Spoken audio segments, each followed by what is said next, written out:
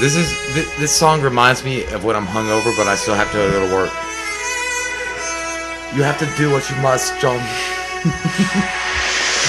It's like when you're looking at yourself in the mirror, like, get up, you piece of shit. You have to work to make money. Get up, you son of a bitch. Oh my god. But seriously, this is the greatest hangover song ever. Depends on how you feel about your hangover. If you can wake up and go to work, this song is champion. Yeah, but if you call in, it's a totally different song. It's a song that tomorrow's better. It's a sadder song. Okay.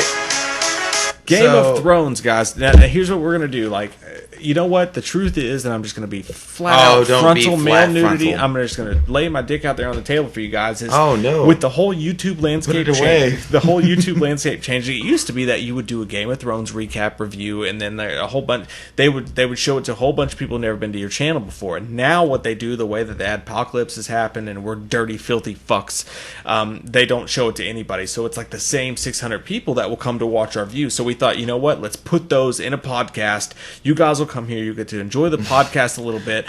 We'll start to Game of Thrones this podcast evil up. Dictator. It's gonna feel fucking beautiful, and we're all gonna have sex together underneath the way that you're describing it is like, we will build a world better than them. Yeah. It's like everything they have built, we will live with them. It's all about counteractions, baby. So that's Oscar Isaac apocalypse here in the house. And part B is that we didn't review Atomic Blonde this week. We did not review Atomic Blonde. So instead, in lieu of a brand new movie review on our podcast this week, we're going to do the Game of Thrones review. So and we did not see Atomic Blonde because we don't care. I think that movie looks cool. I want to see it. Our schedules just didn't work out that way, so we figured. Here's what we're gonna do, guys. If you're just turning on to the channel for the first time, maybe it's your first time finding the podcast, we're gonna talk about Game of Thrones real quick. If you want to look in the description below, I'm gonna timestamp everything. So if you don't give a fuck about Game of Thrones or you don't want to be spoiled on it, just click past it. And then what we're gonna do is we're gonna talk about what we watched this week. We got some good shit we watched on Netflix. Mm-hmm. We got some good shit to talk about. We're gonna talk about movie news, Justice League, all that shit. If you don't want to hear about Game of Thrones, just go to the timestamps, fast forward. You're going to like what you wear. I guarantee it. Men's Warehouse. So let's talk about... Okay, by the way, welcome to the WWAM podcast, episode 7. I cannot believe it's episode 7, My Mike. favorite number, Jay. Do you feel good about your life? It's like sizzling sevens at the casino. You get 3 in a row, and you feel good about it. Yeah. And you know what? I feel good about it. I think that we've hit a jackpot moment here. I like it, I want to just, experience this. You and I talk way too much. We talk way too much, and I feel like podcasting is something special that was laid out by the Lord's dick beneath us. Yeah, he did do that early on after he created Adam and Eve. He said, I'm going to have a podcast. I didn't necessarily mean that, Lord. I don't want to be... you mean Lord Raiden? Raiden. Flawless victory. So, okay. Your might. So this is episode 7, and I'm happy to be here. I'm happy that we've survived to episode 7. Mm-hmm. It's been a while. It's a hard journey. It's a long road to the top if you want to rock and roll. Hard. But we're going to get there with AC/DC as our background music. So we're going to talk about Game of Thrones. Yeah. New episode. Number 3. Season 7, episode 3. Do you want to suck my cock, berserker? Yes, I don't. So this was the one that we finally got Jon Snow and Daenerys Targaryen in the same freaking room. It was disappointing. It was disappointing, but at the same time, it wasn't disappointing. I felt like everything was met in the moment that I needed to be met, because they both are badasses. They both have their own way of doing things, and neither one of them bent the knee. I mean, it felt like Daenerys was kind of a cunt in a lot of ways, because she was like, yeah, you know, and I like Daenerys a lot. I like Targaryen a lot. But the way that she was talking to Jon Snow, she was like, just get on your knees and tell me you love me. Like, you know, like from Home Alone, he's like, kneel before Zod. Yeah, he's like, no. Oh, God. It's like, Zolt. He was like, no. And she's like, why not? It was funny as shit. But they were kind of comparing each other's family. Because he was like, well, your dad burned my grandfather at the stake and did all this shit. And she's like, well, your dad swore an allegiance, so obviously you should have an allegiance. And he's like, well, obviously you're hot and I want to do you, but at the same time, you're wrong. Yeah, it was funny as shit, dude. Because he walks in, and as soon as he walks in, she's got her chick there, the dude who just the chick who just did the dude with you got no dick. Oh, yeah. She just had sex with him, and she walks out there, and she's like, "You're entering to the," because they took their weapons and everything beforehand, and then she walks in and she's how like, she presents "You're them? entering to the house of Daenerys, freer of the slaves." All this The shit. breaker of chains. It was the equivalent to like an '80s action movie where the Asian dude comes out with nunchucks and he does like a huge dance move, and he's like showing how badass he is, and all of a sudden the dude he's about to fight just punches him in the face one time, because she lays out this whole thing like, Daenerys Stormborn, she did this and she did that, and then poor Sir Davos. Yeah, poor Sir Davos is like, this Jon Snow. I felt the same way, because he was like, Jon Snow. Sir Davos was like, Jon Snow. No, he was like, Jon Snow, King of the North. It's like they were in a rap battle, dude, because Davos looked over at Davos like, dude, can't you pump me up a little bit better than that? It felt like in Knight's Tale when you gonna let her hit you like that, Paul Bettany was like the voice of Sir Ulrich, and he was like the one that like brought the thunder, and he like presented who he was, and then the other poor schmuck that was the other guy's like presenter was like, this is my guy. He one time ate 4 hot dogs at Speedway. This motherfucker ate 2 cheeseburgers in one sitting. At a gas station. Jon Snow. God damn it, he didn't get sick.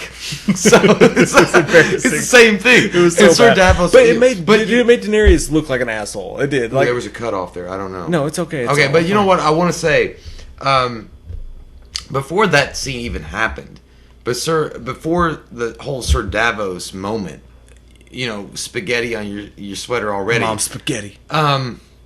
I liked the scene with Jon Snow and Tyrion meeting up on the beach. I thought that was such a cool scene, because it was like he was like the bastard from Winterfell, and then he was like the dwarf from the Casterly Rock, and then they both kind of looked at it and kind of smirked, and it was kind of like all G respect. It was like respect, and it was cool, man. Like, I like that respect that they both have for each other. They both know that they shouldn't be what they are. They should not be. And we both been through some shit, man. Not only should they not be alive, they shouldn't have the titles they have, but they both have their titles in their own way. Jon Snow, a bastard of Winterfell, it's like he's the king of the North, and Tyrion Lannister, the dwarf of Casterly Rock, is the hand of Daenerys Targaryen. It'd be like if the YouTube channel broke up and we moved away, but we both had separate channels, but they were both equally successful, and then we ran into each other again, and we're like, respect. No, it'd be like one of those things. Like if you and I like both had channels that somehow both got to 100,000, and we ran each other at like VidCon 2040, 2024, and we both and you were like the betrayer of WWAM. I'm like the bitch of WWAM, and be like, respect. But yeah, it was cool to see that, like, that respect that they have between each other is always cool. And when they get to the castle and Tyrion introduces Jon Snow to Daenerys, and Jon Snow is basically telling her, like, I'm not gonna bend my knee to you, bitch. I'm like, you're hot and I want to do you, and I'm just not here for that. I need your allegiance to me, because there's some dead people walking, and they might walk around the wall. They might not even climb it. They might just walk around it. And I need your allegiance. And Tyrion's like, and Daenerys like, I thought you said he was a good man, and he's like, he is a good guy. Like, I didn't think I could respect Tyrion more. Yeah. But I respected him more in that scene. It's like when you're in high school and like someone's like, "Hey, I'm gonna bring my friend. He has the hookup. He's gonna bring beer and he's gonna be all this." And then you show up and you're like, "I couldn't get anything. This is the one." He brings night. like Mike's Hard Lemonade. My uncle was out of town. All I got was Mike's Hard Lemonade. He's like, "I thought you said he was cool, dog." And it's like, "I'm sorry. I'm so sorry." It's like, he is cool, but it's like maybe his uncle's out of town, bitch. But at the same time, I mean, if they like you just wanted them both to bend the knee to each other. Like, you wanted Daenerys to believe Jon Snow, and you wanted Jon Snow to understand what a badass Daenerys was. Well, who did you really believe? Like, who did you side with in that moment? Jon Snow. I did too. I was on Jon Snow's side too, and it's not because I love Daenerys. I think Daenerys, she came off snooty, but she was snooty as hell. Like, I thought that the way they brought her character in was a bit much. But then when she did have that dialogue though, when she's like, I've been raped, I've been through Aquaman, I've been through all this shit, and I'm still standing here in front of you. I almost did get pumped up, and I was like, you know what, you have been through some shit. But if I had been Varys, Jon Snow been dead. If I had been Varys in the background, I'd be like, You loved the cock. Like, you loved Dothraki. Varys shows up and fucking he just runs in there. Varys like says it was like George Bush reading to the children and finding out 9/11 happened. It was basically the same scenario. She was like nodding her head, like, okay, I hate to be a bitch, but I gotta like end this conversation. But either way, before the conversation was ended, before Varys got there, the dynamic between those two was incredible. I really liked it. It was so palpable. That scene was like what you'd been waiting for, kind of in that, you know, watching Game of Thrones, watching Jon Snow go through what he's gone through, and watching what Daenerys has gone through, and you finally get these two together, and it's kind of cut short, yes, by Varys, but still, neither one of them were bending at all. No. Neither one, like, he's like, you know, bitch, do you know what I represent, my clique? But then again, Jon Snow, she's like, do you know what? Yeah, Jon, but he can't help it. He just is. I liked how Sir Davos was like getting to that. He's like, he gave his life for his people. He took a knife and he was like, "Are you fucking done?" Like he gave him that look. It's like when he's like, when someone's like, "You want a shot of whiskey?" and you're like, "I don't know," and then your friend comes and be like, "Last week this dude downed a whole fifth of Jack Daniels." She's like, "Dude, told you not to fucking talk about that. That was a bad." But Jon Snow gave Sir Davos a look like when he was trying to like, you know, give all of Jon Snow's accolades for what he's done for his people, and Jon Snow shot in this look is like, this motherfucker came back from the dead. He's like, "Would you please shut the fuck up?" And then he was like, "Oh shit, I went too far." Like, but anyway, Varys does ruin it. Tyrion covered that up very well though, because she brought that up to him. She was like, "Did you hear what he said about being stabbed in the heart? That was some weird shit." I forgot about that. And he's like, "You have to forgive them. The people in the north, they don't have Netflix." But Tyrion does know. About that. So yeah, Varys interrupts that whole meeting to basically tell her that the Greyjoy's fleet has been destroyed. That Theon's sister is gone in the wind, and she's on that shame bell shit. So are the Dorns. Yeah, and they're on the way back to King's Landing. And real quick before we go into everything going on at King's Landing, because that's the next logical step for you, dog. Yeah, bro. Is the red lady of Old Fucktown, Melisandre being the hooker that she is up on the mountaintop after she resurrected Jon Snow, and Varys being the badass that he is. He's like, "Well, I thought you'd be down there celebrating," and she's like, "I don't need to." And he's like, "Why aren't you celebrating?" Why? He's like, "I know what you do, motherfucker. What you do? I know the secret to your fucking harpy plays." And she's like, "No, I'm gonna go back to this place." He's like, "I did some bad shit, she's man." She's like, "I'm gonna go back to wherever it was." I suck your dick. And then he's like, "Good."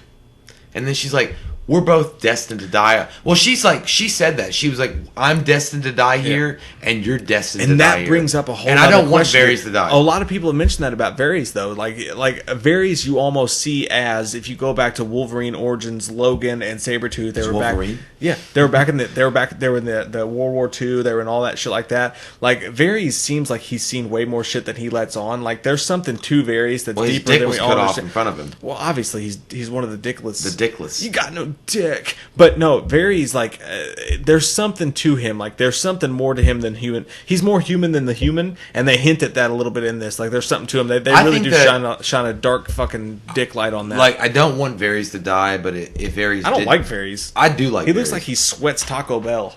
He probably does, but he has, like, he has the insider information, dog, about the new Twinkies coming out later on. He looks like he'd get you drunk, and then when he fell asleep, he'd put his finger in your butt. Like, that's just what he looks like to me. I don't care. People scare me. But you know what I think he could do? I think he could make you a great 401k at your work. Probably.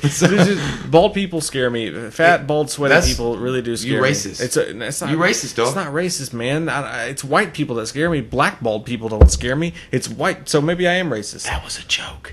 Anyway, so yeah, Varys, your own mom. Melisandre and Varys have this moment, and basically Melisandre says that she knows that she's supposed to die in this foreign land. Varys is supposed to die. That's what she reveals to him. And Varys they're both like, monsters of the deep. Varys like looking at her like, "I'm the spider, bitch." They're both Michelle Pfeiffer in What Lies Beneath. That's the moral of the story. So moving on from there, King's Landing. King's Landing. We've come to the landing of kings. There's a lot going on here. Touching me. Stop it. Euron Greyjoy brings the treats to Cersei, and it gets him hard. Oh my god, it gets her hard. I have to admit, I'm getting hard right now. He brings the sister. I can't remember her name. Yara. He brings Yara Greyjoy, and chick who likes to be fingered by her own stepbrother.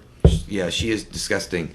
and the Queen of Dorne, I can't remember her name, guys. I'm sorry. Don't be mad. Don't be hating. And her daughter, and presents them to her as captives. Marcella presents them as captives, and he's like, and he'd already said that he promised that he was going to bring her a gift, and he brought her a fucking gift. It's Hilaria. I'm sorry, I lied. You're a piece of shit. Hilaria. And she's like, you know what? You've done a good thing. And he's like, well, I want my reward. And she's like, you'll get your reward after the war is won. And he's like, your hand in marriage, bitch. And time out here, because I actually was wrong in my prediction from last week. Because last week I said that what I think is going to happen is Euron is going to come back, and he's going to bring back, like we said, he's going to bring her back and the people who killed her daughter back. And what are you doing with your I'm moving my foot. It's weird. They're going to bring her back, and then what I thought was going to happen was Ciri was going to look at Jaime and be like, you couldn't avenge your own daughter, yet this man has. He's going to take your place, and then they were going to cast Jaime out. Not what happened, though. Actually, she, like you said, she told Euron, well, not yet. You did a good job, but wait till after the war, and then you'll get your prize. Yeah. You'll get to have sex with me. And then after that, she goes in, because Jaime's feeling like shit about himself. Because the funniest scene in the whole fucking show, right, is Euron comes up to him, and he's like, tell me, how does she like it? Does she like it rough? Does she like it light? Does she like a finger in her bum? And he was like, you motherfucker, if I wasn't wearing my gold goddamn claw, I would put it in your butt. My Thanos glove. That scene was funny as shit. Like, dude, just imagine. Imagine, such a dickhead. Well, forget the fact that it's his sister or whatever, right? Just forget that for a second. Yeah, and just imagine that the girl you're with, some dude comes in and he's jacked up and he looks like a badass. Michael Shannon. He's doing cool shit. He's like Michael Shannon. Yeah, he just got a promotion. He's doing awesome shit. Yeah, and he comes in and he's like, I'm gonna take your bitch. And like when she's not around, he comes over to it. He's like, how does she like it? Does she like it hard, soft? Does she like a finger in her butt? Like, you would go fucking crazy with rage. But then I would say this. I would say, so. I was like, I have a lifetime membership with Olive Garden gift cards. Obviously, you don't know ARP. So, go fuck yourself, San Diego. But dude, Jaime obviously was pissed. He's feeling like shit about himself. They show him sitting at a table. He's looking at his handless arm. But he still gets a piece of ass. She comes in and she knows, because girls know. With his sister. She knows. Seriously knows, man. So gross. Yeah, forget the fact that it's his sister. She knows that he's feeling down. He's not feeling very manly right now. It's still his sister. She comes in and she does, and you know what? She comes in and he's like, no, I'm not in the mood. Like, I feel like shit about myself right now. I just ate 3 tacos and 2 burritos. I ordered the Taco Bell box. I ordered the $5.99 box. I got the whole thing. That would be the worst. Yeah, I feel like shit about myself right now. Nasty. And she goes, it's like, no, I'm gonna suck your dick. she grabs his butt cheek too. She squeezes the shit out of it. Squeeze that pudding out. I'm gonna suck your dick. I'm gonna suck your Taco Bell dick. You know what? That's either the worst girlfriend or the best girlfriend. Yeah. Like when you're not knew like what he needed. Yeah, like when you're like he needed the fire when you're like laying on the couch. And you're like fucking drunk, nasty, and you've had like fucking 4 tacos, and you just want to sleep because you have to work. And your girl comes in, and she's like, "I'm gonna suck your dick." And you're like, "I don't get away." And she's like, "I'm gonna suck your dick." And you're like trying to fight her off, and she basically rapes you. She takes your dick and puts it in her mouth, and you're like, "Ah." Well, she's got some sinister shit planned, dude. Because after their whole sexual escapade, I think that she's totally gonna betray Jaime. But yeah, because she, for some reason, she wants everybody to know that she's fucking her brother. Because she's gonna say he raped her. Yeah. Well, maybe fucking bullshit Duke case. She's got something. She's got something going on in the upside down, because they have sex. They wake up the next day, and she's like.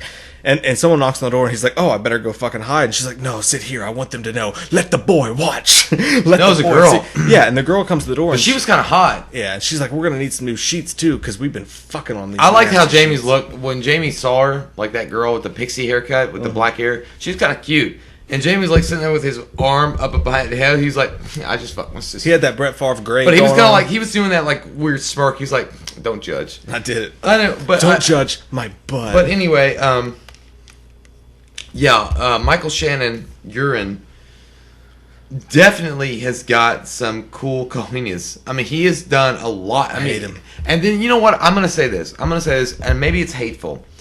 But Cersei had a point. When she takes the Queen of the Dorne, you know, and she kisses her daughter to make sure that her daughter dies in front of her. Fucked up. That Queen of Dorne fucking murdered her innocent little kid daughter. Yeah. And did the same shit. I mean, wouldn't you? So she deserves it. Yeah. Well, I was watching this with somebody else, and I was saying, I got very Joffrey with this. It's like, what are you gonna do? How would you torture her? I'm like, you know what I'd do? I'd have the mountain fuck your fucking daughter in front of you and do all sorts of nasty Frankenstein shit to her. Yeah. And then after I was done, then poison the bitch. Chop her tits off like in fucking Tears of the Sun. That's some deep shit, man. Chop her tits off like in Tears of the Sun, then poison her and watch her rot. You need to talk to Dr. Phil, man. I was talking to Joffrey. But she did give her the but she gave her the poison ivy kiss. Chosinko. Yeah, no, yeah, she made, dude, it was deep and dark what she did to her. She gave her the kiss of death, and she said, but my point is, I'm going to tie you across from her, and I'm going to make you sit and make sure that the torches are fucking lit. Yeah, and if you refuse to fucking eat, I'm gonna shove food down your goddamn throat like a dick, and you're gonna eat. You're gonna survive to watch your daughter die.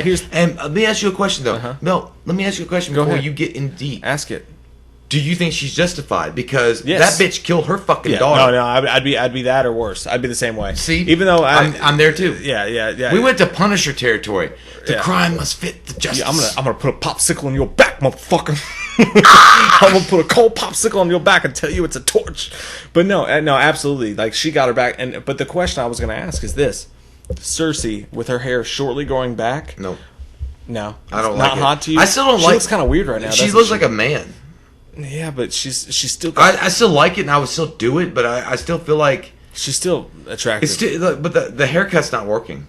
No, it's in an awkward stage. I don't like it. It kind of feels like Corey Feldman. And you know what, guys? This is the only channel that you're really going to get the truth about these things. Like, you know that when you were watching that fucking scene and all this deep shit going on, I was thinking that too. You were thinking to yourself, like, when you're grabbing that hair, Cersei is in an awkward haircut stage. No. If she was going down on you and you looked at her and that haircut and you're like, I'm getting sucked off by Peter Pan. With the frosted tips. With the frosted tips. It just doesn't work. Yeah. So and then when she popped up, you're like, oh, you're Cersei, you're hot. But then you're like, but you have weird hair. The hair didn't work. She was Glengarry again. Ross. Coffee is for closers. She's not accepting the answer no to that dick. She wants it, and she's going to put it in her mouth, and she's going to squeeze that butt cheek when she does it, and she did. So moving on from that, Bran shows up, because obviously Jon Snow, and everybody's calling him an idiot for leaving, and he feels like he's an idiot for leaving. He's not an idiot. No, he's Jon fucking Snow. He's smart fucking man. And it's all going to work out. But he leaves, and he leaves Sansa. In sounds control. like a new car. I just got a Sansa. And I like the dialogue that went on between him and Tyrion, because Tyrion's he's like, how's she been doing since our faux marriage, you know? And he's like, I swear to God, we didn't fuck. I swear, John. It didn't happen. I promise we didn't have sex. I didn't put my dick in her. Yeah, but because he was good to her. He was a nice guy. She still hates him, but she doesn't hate him. She respects him. You get the idea that she does, but no, when he's talking about her, he's like, she's a lot smarter than she lets on, and Jon Snow was like, oh, she's starting to let on. Trust me, she's got on my fucking nerves. But Peter Baelish, little finger in your butt, is with her, balls of steel that man has, and kind of like guiding her. Even after Jon Snow told him to stay the fuck away. Jon Snow didn't just tell him to stay the fuck away. Jon Snow chokeslammed the fuck out of him and almost beat his ass. And it's like, if you touch my sister, he said if you talk to her, I will fucking bring rain down on your face like you have never seen. I will bring Stone Cold Stunner to your face. I will make sure you never have zebra cake again. But yeah, he basically warned him away. He's like, you're never gonna, don't ever fucking look at my sister. But Littlefinger being Littlefinger. Littlefinger's like, his little finger. He's like, command suits you. You must make them fear you. He did get me pumped up, though, in that scene where he was like, because she was showing how badass she was. She was like, that shit needs rubber on it. That shit needs a top hat. You need to put some more sour cream on that fucking burrito, because that's the way Taco Bell I'd be with Sansa. Yeah. She's a badass. How old is she now? I don't know. I hope she's 18. Be careful. I know. But either way. Either way. But Littlefinger, cool. Dude, he's constantly just the same. Like, I'm ready for a Littlefinger fucking finger. I'm ready for an arc. Sounds like you're right. Because it's ready for that porn Littlefinger. It is every single episode now. It's like Littlefinger says some smart shit, and then they show him going, oh. Like, I know what the fuck I'm doing. Like, they always show him making that sinister bad guy look. I know this is early on, but do you think that Littlefinger will betray Jon Snow in some way and use the Vale army as a Cersei army because he's inside. He's inside now on the north. I think we're inching up to the first time that finally Littlefinger's going to make a move. And I like Littlefinger, but I think that he's definitely a betrayer. I think we're inching up to the moment where Littlefinger tries to do one of his backdoor ninja kicks. Yeah, and it's not going to work. And he's actually going to get stuck. And I think Littlefinger's going to die this year. Somebody's going to Ninja Gaiden his ass. Yeah, I think he's going to die. Okay, so that happened, and we all watched it. But then little Brandon Stark shows up with his wheelchair. And Brandon Stark shows up with his wheelchair, and you know what he does? He says, "Hey, Sansa," you know what I mean? Like there was no preamble to it. He was just like I wanted that scene to be a lot more emotional than it was. Sansa definitely delivered it. That chick delivered the lines, and she delivered the look. Not the lines, but the look. You know, the emotional impact of seeing her brother after so long. Brandon just kind of strolls up with his wheelchair, and he's like, I mean, what's up, girl? Damn, how you doing? And she's like, oh my God, you're alive. And he hugs her. But, you know, he's gone through some shit. Like, he's definitely PTSD to the max. And he's also Charles Xavier. I don't want your future, Charles! But he is Charles Xavier. And Sansa's hugging him, and, you know, he's like, I'm the three-eyed raven. That's what I am. And they have a conversation together later on during, you know, they go with, I don't remember the tree, the god that the Starks worshipped, whatever that is, the wormwood tree. I don't know what the fuck that is. But they have a conversation under that tree later on in the scene. And he's basically telling her, you know, he's like, I'm the three-eyed raven. I see all this shit. I see what happens now. I see what happened before. And I see what happens later. And she's like, whatever. And he's like, yeah, bitch, I do. And then he's like, I felt really bad for you. You were so beautiful that night when the snow was falling just like this and you were in a wedding dress. He looked like Kylo Ren. So basically, he saw, you know, I know that he saw Bolton fucking raping his own sister. Yeah. And he's like, you look so beautiful that night. And she's like, I have to go inside. She was like, just stop. And then she's walking away, and the camera focuses on her face as she's walking away from Brandon. And it's like, oh my God.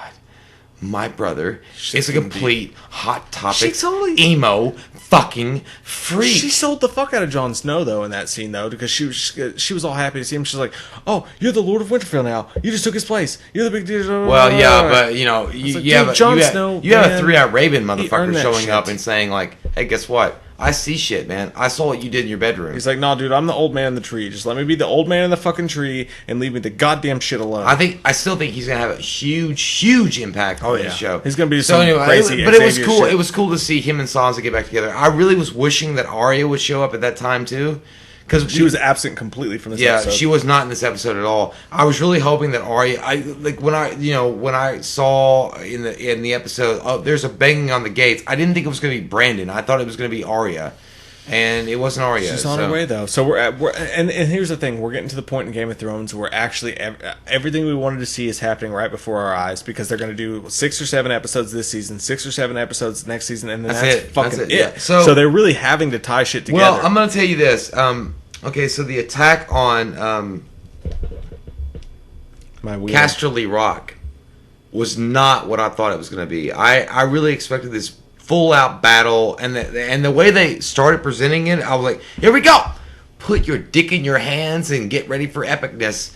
Nothing happened like that. Then all this shows the dude. It was like the way it could have gone, you know, if they didn't have this secret passage that Tyrion had given to Grey Worm. Amazing. And they go amazing direction. That was cool. Yeah. That was cool. They filmed that and they go into the sewer, and they get up into Casterly Rock, and they basically they used where Tyrion used to sneak his horse. That's what the best part was. Yeah. He was like, I used to sneak some bitches in there. It's no big deal. But they take control of Casterly Rock. But Grey Worm's like, where's the rest of the Tyrions? Like, where's the rest of the Lannisters? Not Tyrions, but Lannisters. Want to know. And like, where the fuck are they? And they're gone. They're on High Garden, bitch, and they're marching down. And because Jaime learns from his mistakes. Casterly Rock does fall to Daenerys, but Casterly Rock falls. However, the ships that brought the Unsullied there are torched by Euron Greyjoy's ships. Battleship. I've sunk my battleship. He's there. then you get a transition to the High Garden. Jaime Lannister taking the rest of the Lannister army there, conquering the High Garden monarchy. And it's just like bing, bam, boom. Yeah, it's like there's not much there. Deal. You don't see anything. You just see them marching. And like again, I mean, maybe they're saving up all these great, fantastical battles for later on. The money has to be saved purposefully. And you get there, and Jaime runs into the castle, confronts Olenna Tyrell, or Olenna, I don't know how you say it. And feeling good after that butt squeeze dick suck. Olenna's like, yeah, it's over, right? And he's like, yeah, it's done. I pretty much conquered your bullshit. Like, you're done. And I fucking love Jaime, man. I still love Jaime. I think that Jaime... If you forget what he's done. He fucked his sister. I'll forget that. And he threw a little child out of a window. I'm going to forget that one, too. But I still think he could be redemptive. But you do forget. He's so handsome and boyish and good looking and such a valiant guy right now in the series that you forget all the shit that he's done. And I want him to have a good guy arc. I feel like he has. I feel like he could be my friend, like from Mama. Yeah, like he was the guy that was in Mama. I know he was the guy rescuing the children. Nicholas Waldes Coster. Mama. Anyway, he basically tells Olenna, he's like, he pours her a poison drink in her wine. He's like, you're done. And Olenna at this point shucks that shit. She's reserved to it. She's like, he gonna do one. She's like, yeah, he gonna do one. It's so good when it hits the lips. Like, she's like, how's this gonna happen? You gotta use that sword. And he's like, well, you know what? Seriously wanted to like castrate you through the fucking street. She wanted to make you feel like shit. She wanted to like behead you in front of the keep. I've talked her out all that. Basically, just drink this fucking poison. Good guy Jaime's what he's like, just drink this fucking poison. You go to sleep. You're dead. And then she's like, she drinks it. And then she's like, well, this is better than when I killed your fucking son, Joffrey, with that shit. Which everybody blamed on Tyrion, you sons of bitches. But it's weird, though, because actually watching that scene, I thought... initially, my initial brain pattern went to, oh shit, maybe now Jaime can know Tyrion didn't do it. Tyrion did do it. But if you look back, Jaime already believed Tyrion didn't do it. You know? Well, he didn't, but he believed in Tyrion to begin with. I mean, I still think that Jaime should be on Tyrion's side, but at the same time, he already was on Tyrion. He's the reason Tyrion got away. But he killed Tyrell. He killed their dad. Yeah. You killed your dad, I don't think Jaime liked that fucker anyway. But anyway, yeah, so, it's revealed that Olenna was the one that poisoned old little Joffrey. She threw it to him and hard, she too. fucking did, dude. Yeah. It was basically, at that point, you know what should have come on? Michael Jackson. You've been hit by, you've been struck by a smooth criminal. Dirty Diana. Yeah, she was basically like, make sure your bitch knows. And, like, as she drained that poison, make sure your bitch knows I killed your kid. Yeah. I'm like, oh my god. And he just like walks out like he's like, oh my god. Yeah, he walked out like he was a cold-hearted whore. He walked out like someone just put their finger in his butt. Heads up, 7-Up time. But that's pretty much the basic end of the episode. And hell of an episode. And Olenna, she's always been such a fucking angry woman. Anyways, like she's been that, just like check some slop and fucking eat it, like kind of grandma. Yeah, I never thought Olenna would be the one though. But no, I was. It didn't surprise me that she was the one at all. But she went out like such a badass. She was like, hey, you got me, but I killed your son. I'm really pissed. I'm really pissed off the Tyrells because we lost Natalie Dormer. Dude, I'm finding myself more and more like we lost Natalie Dormer. Where is she? She's dead. Yeah, bullshit. Dead. I know. Oh yeah, I'm gonna mention this. We didn't even mention this. We didn't even mention this fucking Jay? Bitch. Tell me. Okay. Tell me of Ohio. Did he die?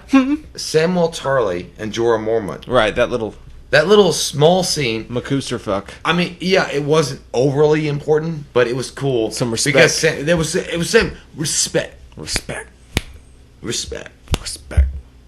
It was the same kind of respect that Tyrion has with Jon Snow. Samwell's like, I healed you. Jorah's like, thank you. What do you want from me, Samwell? And Samwell's like, I don't want shit. Your dad saved me enough times. We're squared. He's like, and then they give this weird handshake, and he's like, yeah, man. It's like, yeah, it was cool, man. It was cool. It's like when you're with a girl and she gets really drunk and weird, and she wants you to shave her nether regions in the bathtub, and then you do it. And then you do it, and then you don't fuck up at all. And the next day she's like, I'm so ashamed. And then you're like, yeah, but check it out.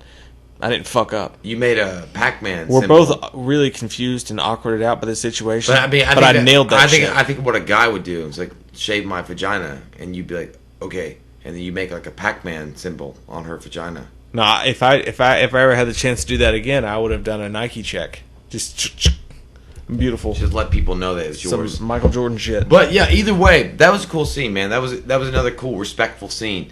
And Jorah, he's like, "What are you gonna do?" And Jorah's like, "You know what? Daenerys told me to heal myself. I healed myself. My allegiance belongs to Daenerys." Now, let me tell you something. Forever friends. Let me tell you something, Jorah. Do not think that you're gonna get no piece of ass because Jon Snow's already been introduced. Your ass is definitely yesterday's news. You cannot be trying that shit anymore. But she does allow in the end Jon Snow to mine for dragon glass, which is a cool scene. Like it's a cool scene to see. More respect. You know they're gonna end up like, let's place bets right now. Like, I think they're related. How many episodes? I think they're related. How many episodes till Jon Snow and Daenerys play hide the piglet? Well, the piglet could get hidden. They're going to have sex. But the piglet's going to find out that we're related to the fucking vagina. Well, I mean, it is Game of Thrones, so that's okay. I think they're related. So it's going to end up... Do you guys think they're related? Like, I think that Jon Snow and her are related. I think there's like, because you don't know who Jon Snow's mom is. What about this, dude? What if Jon Snow ends up as a fucking White Walker? Think about it, dude. No, he's not a White Walker. He's died. Go fuck yourself. He's died, and he's come back. He's died and he's come back. And remember, you heard it here first if it ever happens. I think you're a White Walker. He died and he came back, despite Melisandre and all the other shit like that. Like, what if he's a slow turning White Walker? A White Walker? Well, fine. He's the best White Walker of all time. But that's really what's hinging on the edges here, is that, like, as Jon Snow said, you guys are looking like children. You're bickering with yourselves, and we're all having fun watching it. We're finally seeing the Starks finally get back together. We're finally seeing King's Landing, which, honestly, dude, I've gained a new respect for King's Landing. Like, to be honest, I enjoy the scenes in King's Landing when you see the townsfolk and they're all just fucking assholes and they're like spitting on people and like whore, liar, whore, and all their shit. Like, I'm like, that reminds me of season 1 and 2, like when things were a little bit more normal. And I almost kind of like King's Landing a little bit. It's weird. I'm having fun at King's Landing. I definitely don't want to take my Universal Studios past there. I just want them to be more powerful again. They won't be, because I hated them so much. I think now they're just like this weak villain. The Lannisters are done. Oh yeah, one more quick thing. Iron Bank, the Iron Bank with the Lannisters. Basically, the Lannisters have convinced, or Cersei has convinced the Iron Bank to back them, even though Targaryen has got 3 fucking dragons. She is so smart in the way that she approaches that situation. He's like, "You really are your father's daughter," and she's like, "Yeah." Are you going to back my shit? Even with my mbop haircut, I know my shit. But, the whole thing reminded me of the fact that even during World War III, if we ever have that, the IRS is still going to be on your nutsack no matter what. They're going to be like, "You owe the IRS this much money." Money's important. We've got to build a kingdom with this. Ultimately, it's but who's going to win? I know who's going to be a win. I know who's going to be the winner. Who? No, I mean, I hope it's Jon Snow. I hope that somehow, I hope to God, somehow Jon Snow comes out the fucking winner. But I don't think he will be. I think it's going to be Daenerys in some way, but not really Daenerys. Here's the point. We're moving at a fast clip. People are dying. You're going to have crazy shit happening in the next few episodes. I don't think even Game of Thrones ending, though, at the very last episode, like we got this season and then 6 episodes next season, and that's it. Like, I think this season's gonna. I'm saying at the very last episode, do you not think that they would like give like that weird?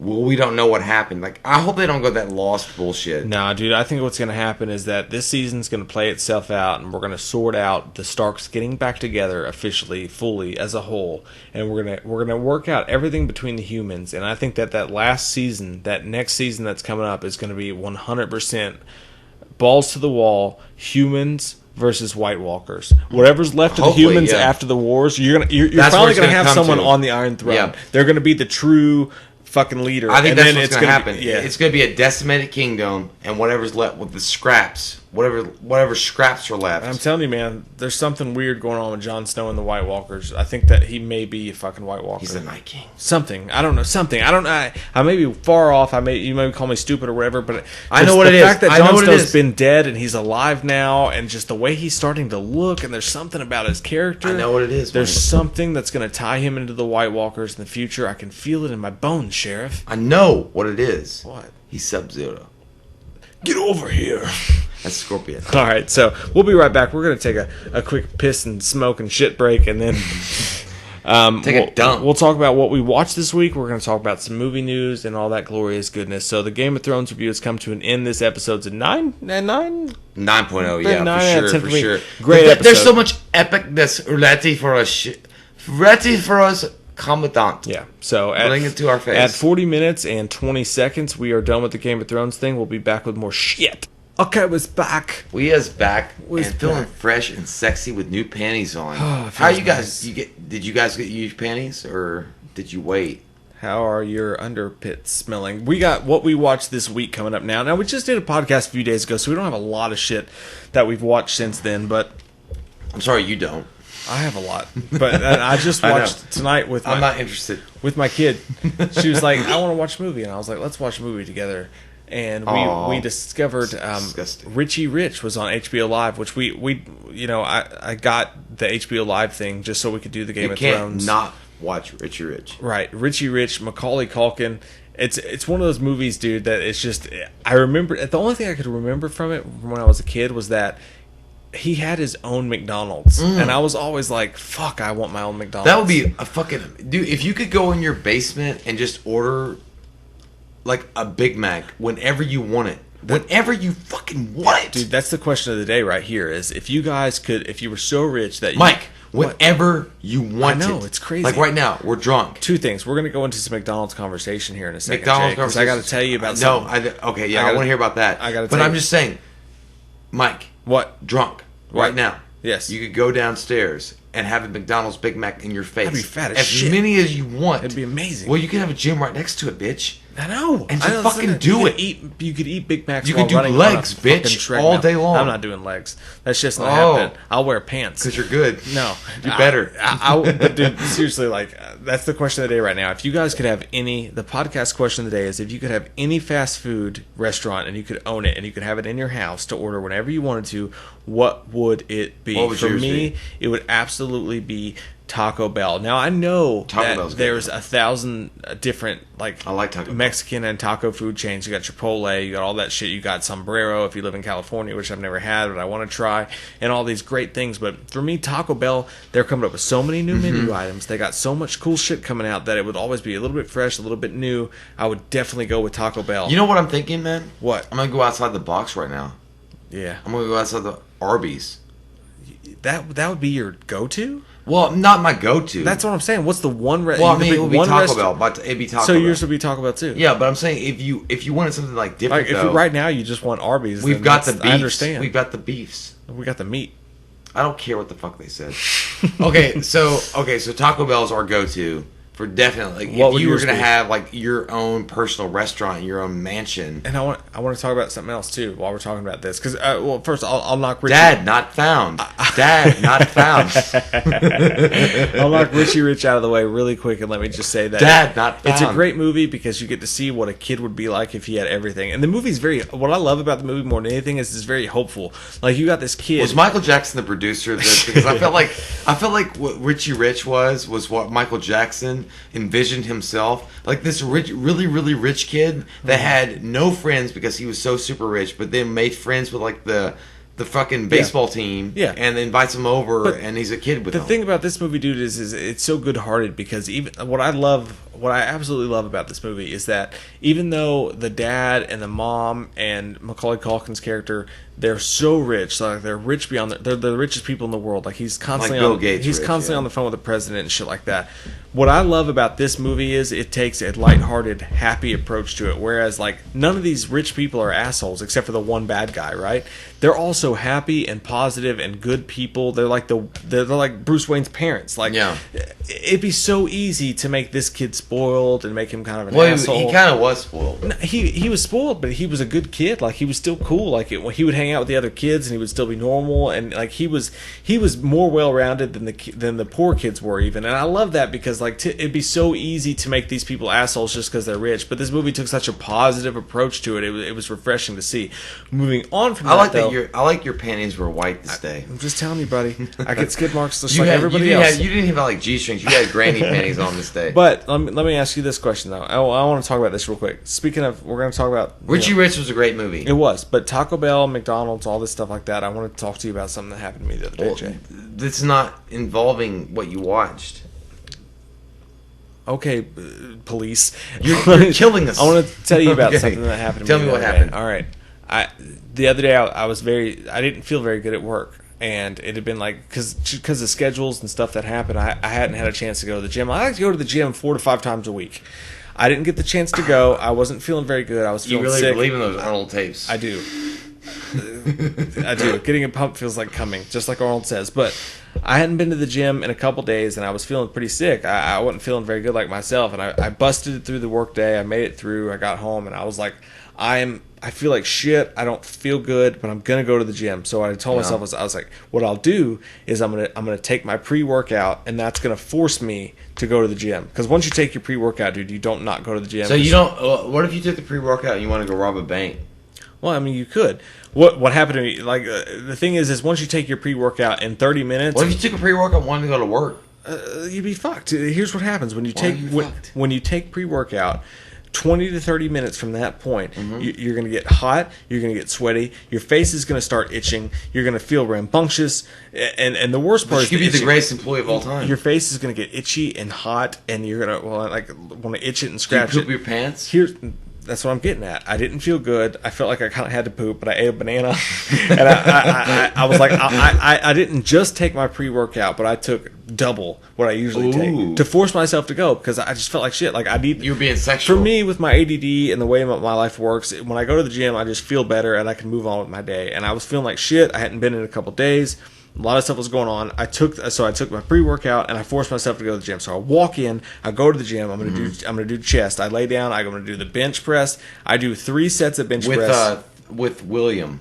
Yeah, that was helping you bench. Yeah, that you looked at his pecs. It's got to be William. So I'm doing it, and then Bernard came in later. It was like, "Who? Were you fucking William?" I've got my headset in, and all of a sudden, dude, I just feel like that moment. Oh yeah, that moment. That moment when you guys know that moment. I go to push, and I realize that if I push any further, I'm gonna shit my fucking drawers. So I go to put, I get that one up, and I put it up. And did it make that burbly sound? That go? Yeah, dude, it was there. Oh yeah, it was that moment where like it started at level 1, and then I felt like I was in level 5. I felt like I was in an elevator. It went dun. It goes immediately. Yeah, it goes immediately like critical level 5. And I had to go. It goes from step 1 to step 5. Right. So it's like 4:30 p.m. I'm in the gym. There's only a couple people there because it's in our local gym. And like I walk past. There's this dude doing like his bench or whatever he was doing right next to the bathroom. And he's real old or whatever, and he looks at me. We make eye contact. I'm beelining it to the fucking bathroom. I've taken my pre-workout. I got my gym playlist set. I'm ready to go. I beeline it right past him. We make eye contact. I go into the bathroom. I go in the bathroom. I sit down. I shit my asshole out. Like it's the worst fucking thing ever, dude. It hurts. And while I'm sitting on the toilet, my face the pre-workout kicks in, and my face gets hot, and I start itching, and I start scratching my face, and I'm sweating, and it's horrible. I'm in there for a good 20. So you were Michael Shannon in Bug. Yeah, dude. I'm in there for a good 20-25 minutes, and I know that he was. And the way that fate would have it, I come out of the bathroom, and that motherfucker is still sitting on the exact same fucking. Was he staring at you when he came out? He looked me dead in the eye again, and I was sweaty, like my face was pale. I thought you were on drugs. I walked right the fuck out of there. Like I did 2 sets, walked right out, and like basically. Moral of the story is I drove home the whole way, my face itching, me hot sweating, me having to shit constantly. It was the worst fucking thing. And you know what's weird, dude? What's weird is so good though. My general thing that I do is I get off work. Filmed it. I know. I get off work. My typical thing is on the 2 days that I work day shift during the week is that because I work long shifts during the weekends is I work day shift. I run to the gym as fast as I can. I go and then I pick up the kids and then I pick up dinner and I go home and I cook dinner and it's a good thing. I went to the gym. This happened to me, and I still had to pick up dinner. For some weird fucking reason, man. for the weirdest reason ever. Your brain went to Taco Bell. Yes. The only thing, man. Even though I'm sick, I'm sweaty, I'm itchy, I'm shitting my asshole out, the only thing that I can possibly fathom that I could possibly want to eat is Taco Bell. It's the weirdest thing. It's the Messiah off the rock. It's weird, dude. You can't help it. I didn't even ask my wife what she wanted for dinner. At that point, it doesn't matter anymore. That is the only thing. It's the Messiah off the rock. Luckily, there's a Messiah off the rock right across the street. There's a Taco Bell. I That's drove over there. I got I got the Taco Bell box. I decided, fuck it, I'm going. We're gonna get Taco Bell sponsors now called Messiah off the rock burrito. I got the double chalupa, not spicy because obviously. I haven't had that. I haven't had that yet. You haven't had the spicy. You've had the regular double chalupa, and it's delicious. It's still good. It's still amazing. It's so good. It's a life-changing opportunity. So you had the double chalupa. If you get it with the spicy, no. If you had you had the double chalupa. Yeah. What was your? But I got the box. I got the box, Jay. I got the box. What's in the box? The box. What's in the box? The box is the double chalupa plus a Doritos Cheesy Locos taco plus a regular crunchy taco. You're making me want to marry you. Plus a Diet Coke. So I got it all. Now originally I would have gone with the spicy. You haven't tried the spicy yet. The spicy is amazing because it's loaded with jalapenos and shit. I know, that's what you said. You gotta try it. It's delicious. But I went home, I ate the fuck of that, and it actually Taco Bell made my shitty diarrhea day go away. It made me feel better. Doesn't make sense. I lived the rest of my night out. I was okay, and it balanced you out. Yeah. But how does it balance you out? Do you not feel it now? No, I'm good now. Do you not like? It was a 1 day sickness. So you don't feel like a need to shit. Dude, I'm like fucking Superman. My kids get strep like every other day. They're always getting fucking strep throat, and I never catch it. But I always get like once a month. Like if everybody in the house is sick, I won't catch it. I'm the only one that won't catch it. What I do is I get really fucking sick for like 1 day, and then the next day I'm good. That's how usually I go. Like I rarely get sick, but if I get sick, I'm sick and down for a day, for a full day. Like I can't go to work, I can't do anything. I don't want to do anything, and I cannot do anything. Like I'm fucking done for a day. Yeah. But then after that 1 day, I'm ready to bounce up and suck your tits. I'm ready to go full force into the day. It's good that Taco Bell gave me this extra energy. Yeah, Taco Bell. So it's a weird story, man. I needed to share it with someone. I liked it. You know what? Taco Bell is a savior of lives.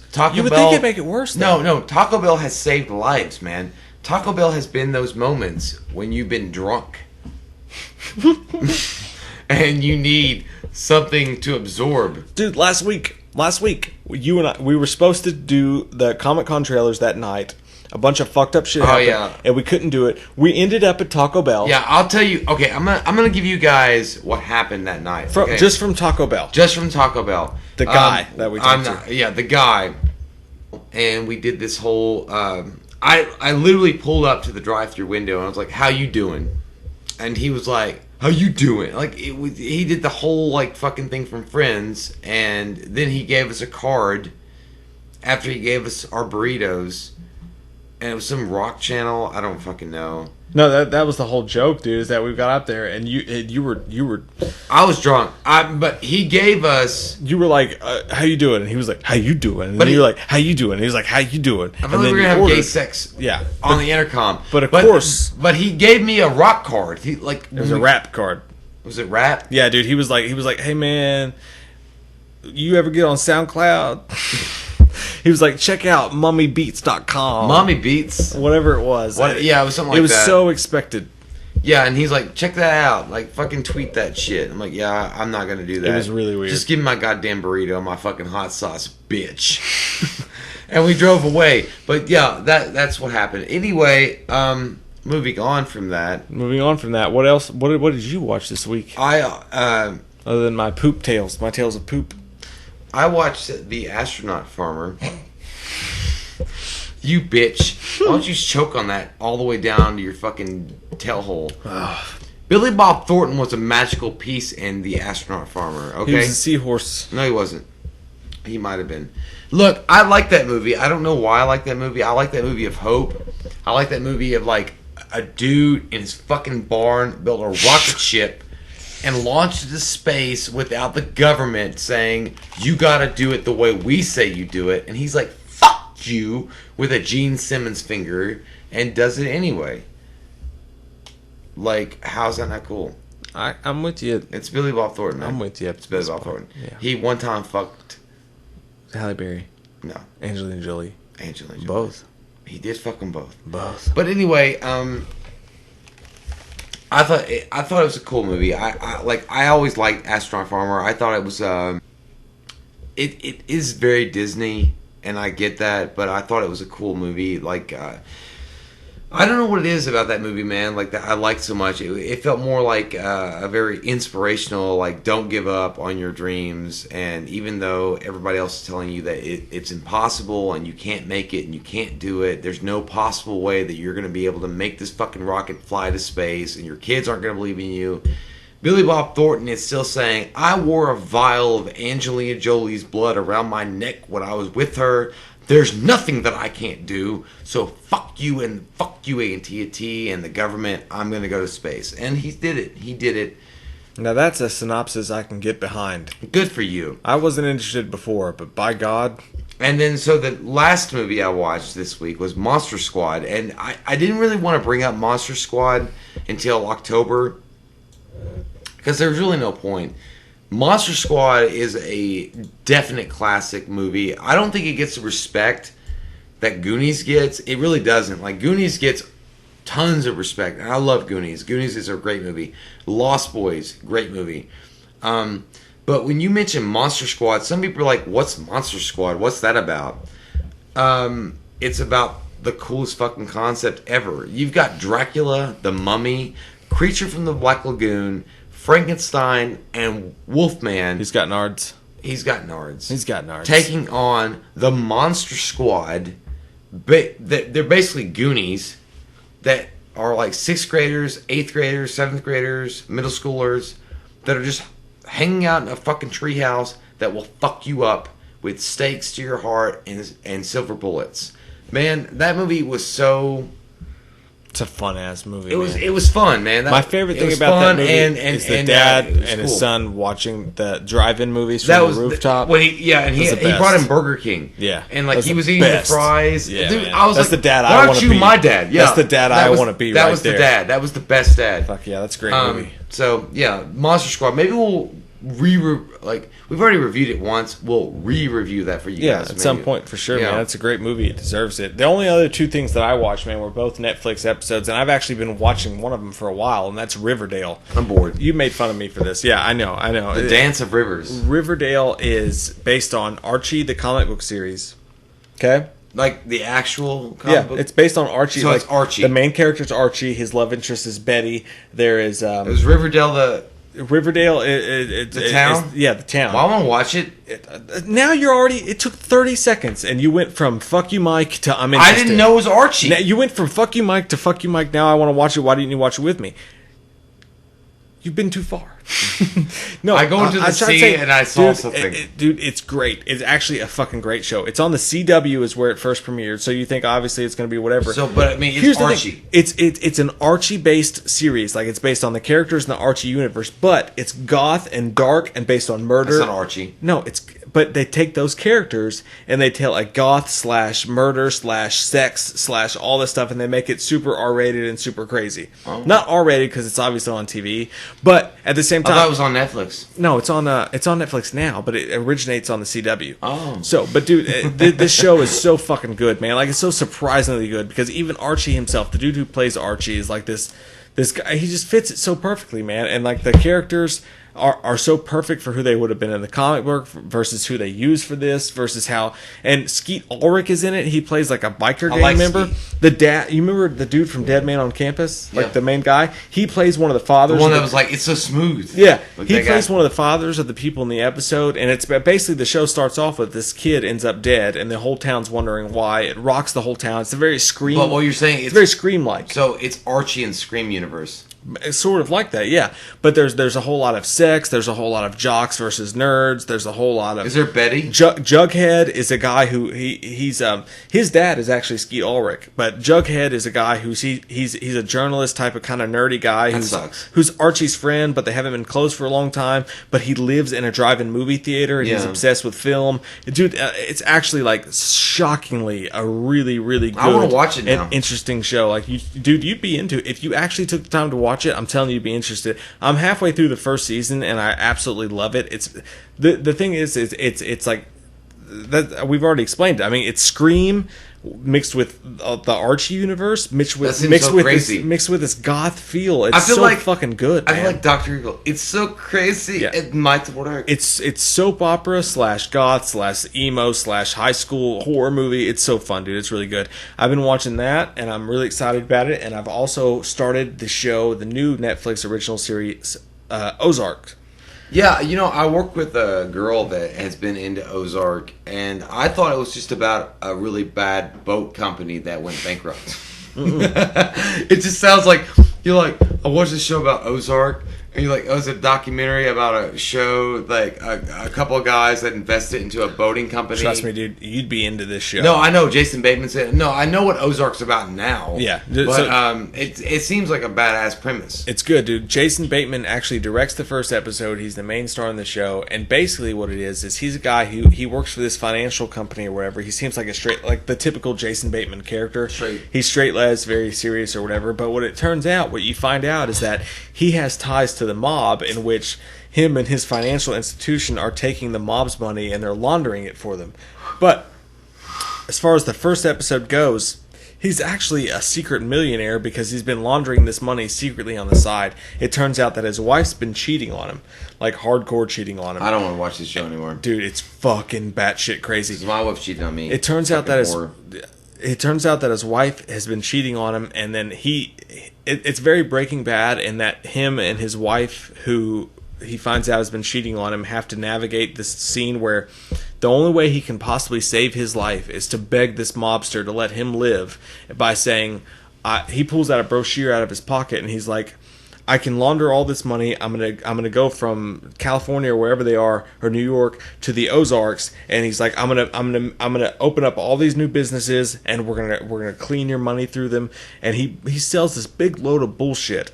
And the only way that the mob lets him live is to go here and pull off this impossible task in this redneck fucking town in the middle of the Ozarks in Missouri. And it's very, very money laundering. So that the whole show is him money laundering. It's that. That's very sexy. It's Breaking Bad. That's what I thought. Times 100. Minus the drugs, it's very Breaking Bad. It's fucking awesome. Jason Bateman, I've always felt underrated. He's got great hair. Thing that came out that was going on. Good news, by the way. This is kind of fun. The Pennywise. We just did the trailer review for that last week. A lot of news going around It and Pennywise. Something really fun that's come out is that the actual running time of the movies come out. Now, they've already said they're going to do... What is it, Mike? Well, they're going to do 2 movies. We already know that. Just like the miniseries in a way, whereas we told them from a young point and then you told them from adults. We know they're going to do 2 different movies. This movie, particularly the one that we're going to see in September, is going to be 2 hours and 15 minutes long. That's not bad. For me, that's perfect, man. That's a good it moment. Gives you enough time to say they're definitely going to take this iteration seriously, but they're not going to drag it out too long and make it that dreary Stephen King rainy day sort of feel. I think that 2 hours and 15 minutes... it goes along with everything else. The trailers have been great. The casting has been great. Everything coming out, concluding with the It movie, has been great so far. And I think 2 hours and 15 minutes sounds great as well. So that's another piece of good news. Comment down below with your thoughts. This has been podcast number episode 7, motherfuckers. 7. It's been a great time. Goddamn going deep. You guys are sexy. Thank you for listening. You guys make our dicks hard every time you listen. Always. This may be the last podcast for maybe a week or so. I'm not sure how things are going to pan out. We have things going on. I'm going on vacation. Good for you, bitch. Where are you going? It's going to feel good. I'm going to go to the Gulf Shores of Alabama. Oh, good. I'm going this weekend. You guys are there. Go bother Mike. I'm going to get the fuck away from my soul-sucking job, but I will miss you guys. Thanks, man. I'm not running away from this. That's for sure. I'll miss you. But we've already made some videos. We'll have some stuff on Key, so we'll still have some stuff up for that. So I will miss you guys for the week that I don't talk to you, and until then, maybe there'll be a podcast before then. I don't know. We haven't worked it out. We'll figure it out. We love your fucking faces forever and always. You guys are the best.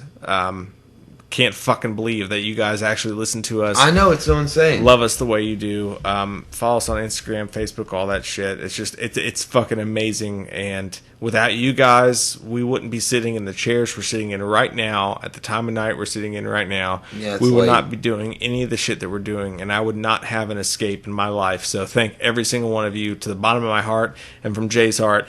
We love your fucking faces. If you guys are new to the channel, click the subscribe button and get some goddamn wham up in you. Bye, guys. See ya.